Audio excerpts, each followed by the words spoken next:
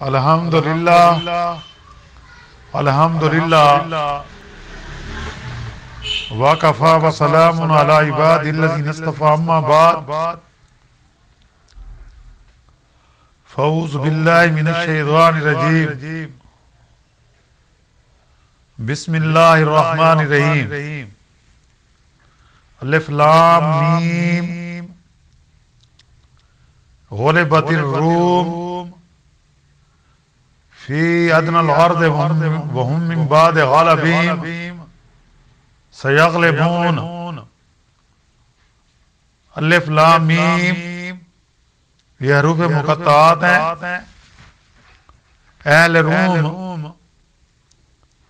ایک قریب کے موقع پر مغلوب ہو گئے، وہ اپنے مغلوب ہونے کے بعد ان قریب 3 سال سے لے کر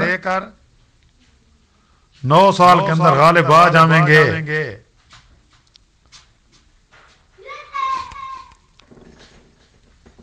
فی بیضع سنین فی ادنی الارض من بعد غلبہم سیغلبون فی بیضع سنین،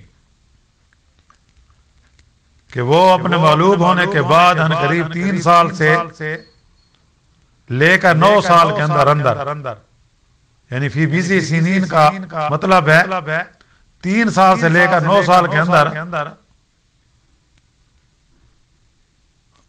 غالب آ جائیں گے۔ سبحان ربک رب العزت عما یصفون وسلام علی المرسلین والحمد للہ رب العالمین۔ اللہم صلی علی سیدنا محمد وعلی آلہ وصحبہ وسلم۔ پارہ 21 سورۃ الروم کی آیات مبارکہ 1، 2 اور 3 کی تلاوت کی گئی ہے اور ساتھ ترجمہ بھی کیا گیا ہے۔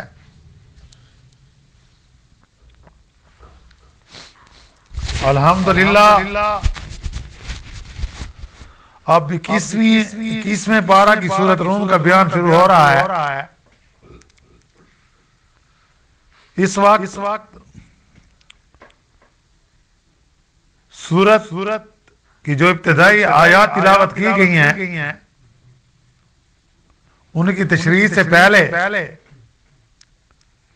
اس سورت کی وجہ تسمیہ، مقام نزول، موضوع و مباحث اور تعداد آیات و رکوع وغیرہ کا ذکر کیا جاتا ہے۔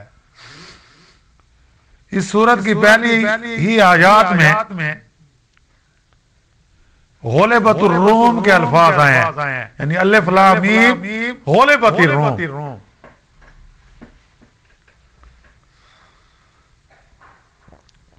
یعنی رومی مغلوب ہو گئے۔ چونکہ سورت میں سلطنت روم کا، جس کو انگریزی میں رومن امپائر کہتے ہیں، ذکر کیا گیا ہے، اس لیے نشانی کے طور پر سورت کا نام ہی سورت الروم مقرر ہوا۔ یہ سورت بھی مکی ہے اور قیام مکہ کے درمیانی زمانہ میں نازل ہوئی۔ موجودہ ترتیب کے لحاظ سے یہ قرآن پاک کی 30ویں سورت ہے۔ 30ویں سورت ہے یعنی نزول قرآن کے لحاظ سے، یعنی اس قرآن مجید کی ترتیب کے لحاظ سے 30ویں سورت، کیونکہ سورت عنکبوت جو تھی قرآن مجید کی ترتیب کے لحاظ سے 29 نمبر پر تھی، یہ 30 نمبر پر ہے۔ لیکن بآثاب نزول اس کا شمار 74 ہے، یعنی کہ اس سے پہلے 73 سورتوں کا نزول ہو چکا تھا، یعنی مکہ معظمہ میں۔ اور 40 صورتیں اس کے بعد نازل ہوئی. اس صورت میں 60 آیات، 6 رکوعات، 827 کلمات اور 3547 حروف ہونا بیان کیے گئے ہیں. دوسری مکی صورتوں کی طرح اس صورت میں بھی عقائد کے متعلق تعلیم دی گئی ہے، یعنی توحید اور رسالت کا اثبات، شرک کی مذمت، قیامت، آخرت، حشر، نشر، جزا، سزا، جنت، جہنم، بدعمالیوں کے نتائج، اللہ کی قدرت اور نشانوں کا ذکر، اور قرآن کا مثل باران رحمت ہونا ذکر فرمایا گیا ہے کہ یہ قرآن مجید بھی ہے، یہ باران رحمت ہے. اس سورت کے زمانے نزول کا تحقیقی پس منظر یہ ہے کہ اس زمانہ کی 2 بڑی سلطنتیں تھیں، سپر پاور تھیں، ایک فارس اور دوسری روم. مدت دراز سے آپس میں ٹکراتی چلی آتی تھی. شام، فلسطین، ایشیاء کوچک یہ رومی سلطنت میں شامل تھے، اور عیسائیوں کے قبضے میں یہ حکومت تھی. اہل فارس آتش پرست مجوسی مذہب کے پیروکار تھے. ان دونوں سلطنتوں میں 602 عیسوی سے لے کر 615 عیسوی تک لڑائیوں کا سلسلہ جاری رہا. نبی کریم صلی اللہ علیہ وسلم کی ولادت مبارکہ 570 عیسوی میں ہوئی، اور 40 سال بعد یعنی 610 عیسوی میں آپ کو نبوت کا تاج پہنایا گیا. مکہ والوں میں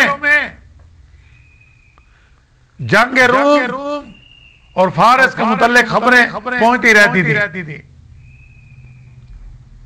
اور اس دوران نبی کریم صلی اللہ علیہ وسلم کے دعوی نبوت اور دین اسلام کی تبلیغ نے مکہ کے لوگوں کے لیے ان جنگی خبروں میں ایک خاص دلچسپی پیدا کر دی تھی. فارس کے آتش پرست مجوسی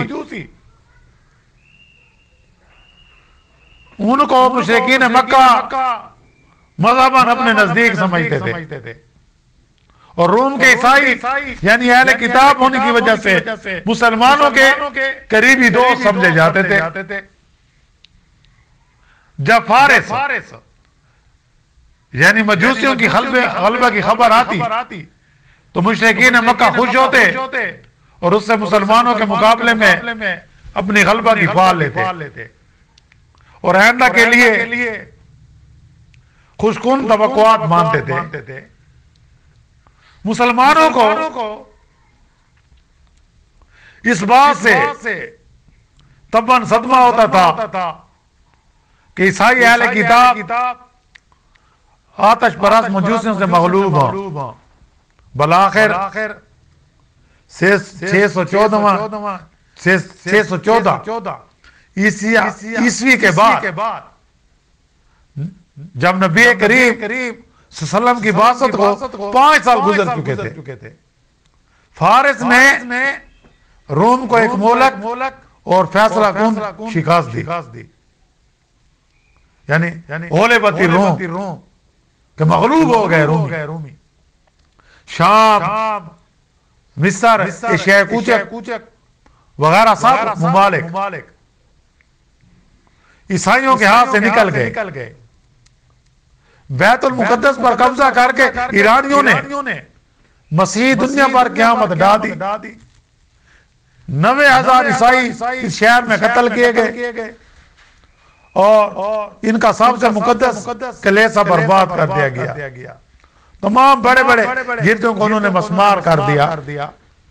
اس فتح کا نشہ خسرو پرویز بادشاہ فارس پر چڑھا تھا، اور اس کا اندازہ اس خط سے ہوتا ہے جو اس نے بیت المقدس سے ہرقل نامی بادشاہ روم کو لکھا تھا. اس خط میں وہ لکھتا ہے سب خداؤں سے بڑے خدا تمہارے روئے زمین کے مالک خسرو کی طرف سے اس کے کمینہ اور بے شعور بندے ہرقل کے نام. تو کہتا ہے کہ تجھے اپنے رب پر بھروسہ ہے، کیوں نہ تیرے رب نے یروشلم کو میرے ہاتھ سے بچا لیا.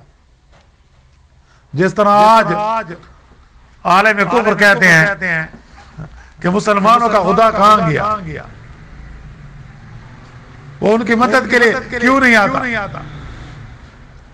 یہ تھا اس مغرور خسرو پرویز ایک کسرا ایران کا خط جو اس وقت نصف مشرقی دنیا کے شہنشاہ تھا. یہاں موقع کی مناسبت سے وہ نام اقدس بھی نقل کیا گیا ہے. آپ سن لیں جو حضرت صلی اللہ علیہ وسلم نے اس خسرو پرویز شہنشاہ فارس کے نام مدینہ منورہ سے یکم محرم 7 ہجری کو من جملہ دوسرے سلاطین دنیا کے حضرت عبداللہ بن حذافہ سامی رضی اللہ تعالیٰ عنہ کے ذریعے روانہ کیا تھا. نام مبارک کا ترجمہ یہ ہے کہ بسم اللہ الرحمن الرحیم محمد الرسول اللہ کی طرف سے کسرا عظیم فارس کے نام سلام اس پر جو سیدھی راہ پر چلے اور اللہ اور اس کے رسول پر ایمان لائے اور یہ شہادت دے کہ اللہ واحد لا شریک کے سوا کوئی عبادت کے لائق نہیں، محمد صلی اللہ علیہ وسلم اس کے بندے اور رسول ہیں. میں تجھے اللہ کے پیغام کی دعوت دیتا ہوں، میں اللہ کا رسول ہوں، مجھے جملہ نسل آدم کی طرف بھیجا گیا ہے تاکہ جو کوئی زندہ ہے اسے عذاب الہی کا ڈر سنایا جائے، اور جو منکر ہیں ان پر اللہ کا قول پورا ہو. تو مسلمان ہو جا، سلامت رہے گا، ورنہ سارے مجوس کا گناہ تیرے ذمہ ہوگا. تو خسرو پرویز نے اس نام مبارک کو دیکھتے ہی غصہ سے چاک کر ڈالا اور کہا کہ میری رعایا کا ادنا شخص مجھے جو خط لکھتا ہے اور اپنا نام میرے نام سے پہلے تحریر کرتا ہے، تو اس کے بعد کیا حالات ہوئے تو انشاءاللہ ان کا ذکر اگلے درس میں کیا جائے گا.